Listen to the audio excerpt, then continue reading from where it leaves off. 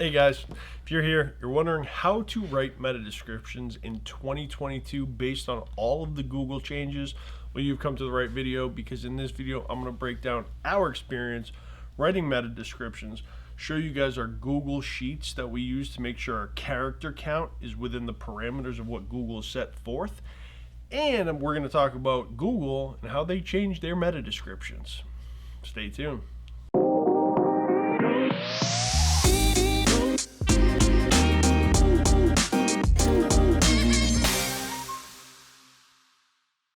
Alright guys, so you're in this video, you're trying to optimize your site, your product pages, your service pages on your website, and you're wondering how to write the perfect meta description. Well, my name's Chris Morano. I'm the owner, founder of Blue Water Marketing, an agency that specializes in Google Ads, Facebook Ads, search engine optimization, and content creation for businesses. And so we've written hundreds and hundreds, if not thousands and thousands of meta descriptions over the years. And as time's gone on, we've continued to tweak things based on what Google continues to do to us, and that's change everything. So, first question is, what are meta descriptions? Meta descriptions are the SERP result with the blue title and the 160 characters underneath that highlight what the page is about, that highlight what is on the page the user is about to click on. And there's all types of meta descriptions. There's default ones because people don't update meta descriptions. There's highly edited written meta descriptions that highlight the pages. So as time has gone on, we have found that Google is changing meta descriptions on their own based on the user's search queries. But before we get into that, let's go into our Google Sheet here that shows exactly how we write meta descriptions at Blue Water Marketing. So over the years, Google said, I believe it was 2017, that you could have up to 300 characters. But what we found as time has gone on is like 160 characters is the perfect amount that will always appear within the Google search results page. So keep that in mind when you're writing your meta descriptions. It's very important to understand 160 characters is the limit that will appear without that ... So what we do within this Google Sheet, and this is one of our clients' sheet as we were doing an audit on their website, is that we have columns for specific length formulas. And the reason we're putting these length formulas in is as we're writing these meta descriptions, we're trying to captivate the audience and explain what is on this page in a manner that's going to get them to click on the page and go, for two reasons. Google says that meta descriptions do not matter for search engine rankings, but click-through rate does. So the better the meta description, the higher the click-through rate. If you are able to grab the attention of the person searching, well, then that increases your click-through rate, time on page, lowers your bounce rate, and people are engaging, and so therefore your page starts to increase in ranking. As you can see on the Google Sheet, all of these meta descriptions have a character count.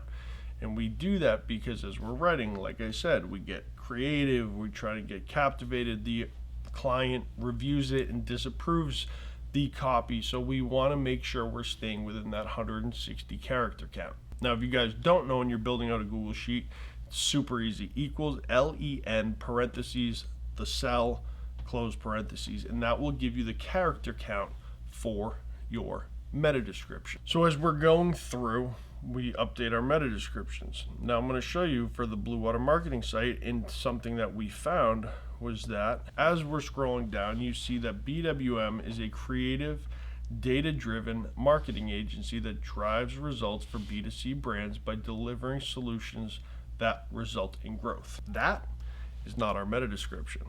You might be like, what do you mean that's not your meta description? What just happened?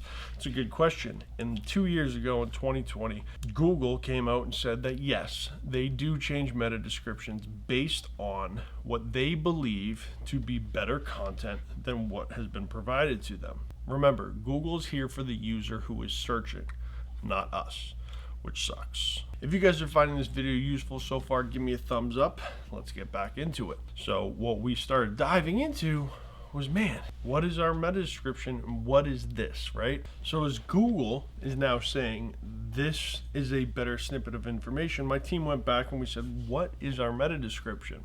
And you'll see our meta description that we wrote is BWM is the top digital marketing agency specializing in e-commerce growth and lead generation for businesses looking to increase sales.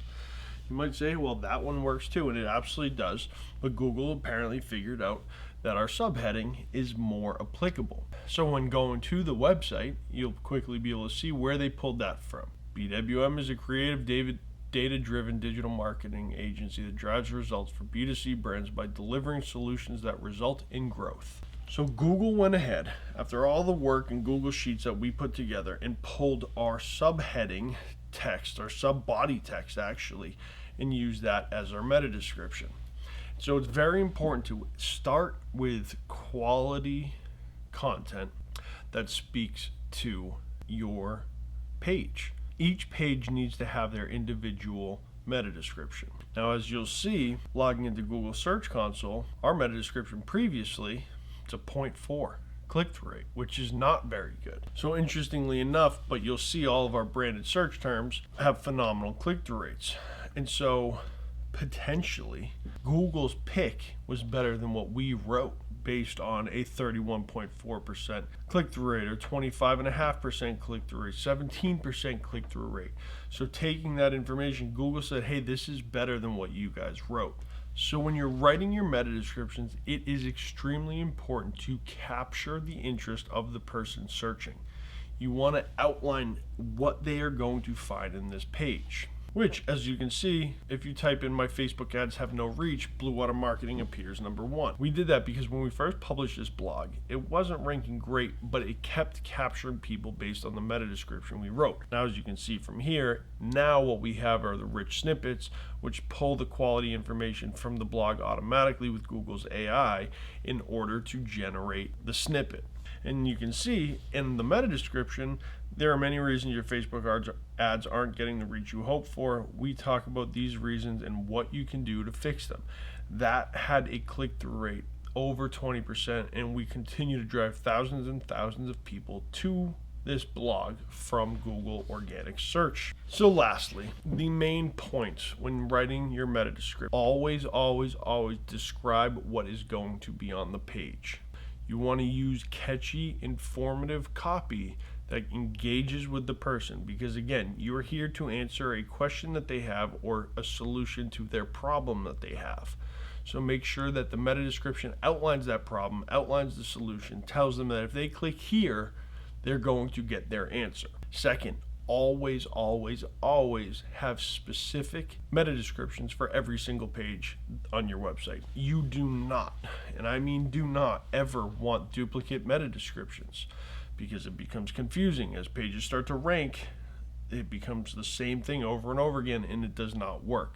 So clear, concise, specific meta descriptions for each and every page. And lastly, make sure to keep the meta descriptions to less than 160 characters. Again, use that equals len parentheses cell and parentheses formula in your Google Sheet when you're writing, so that you can make sure you are clear, concise, and within the character count. So I hope you guys found this video useful. How to write meta descriptions in 2022, knowing that Google may actually change your meta descriptions on you, but you still need them.